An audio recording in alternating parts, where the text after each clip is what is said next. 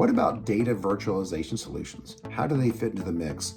Well, first, let's quickly discuss data virtualization. So data virtualization acts as that consumable layer between the consumer and the data sources. And there can be quite a few reasons why you want to use virtualization. So here's a few. One, consumer wanting a single data source, which comprises of two or more underlying data sources, right? So we're talking about data federation.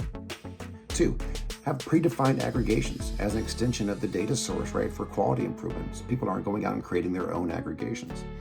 Three, how about a simplified data architecture where there are views created by the data stewards or data owners as needed, right, outside of the data source. And four, a unified independent connection layer where consumers come to one location and can access numerous types of data sources via a uniform, usually SQL-based interface versus having to independently connect to multiple systems. So, right, and that kind of leads into our benefits, right? What can the benefits be? Well, decreased database administration for one, right? It's easily secure because it's truly building on top of your current security. Simplified access, truly only SQL knowledge, right? Only SQL is really needed for most of these systems.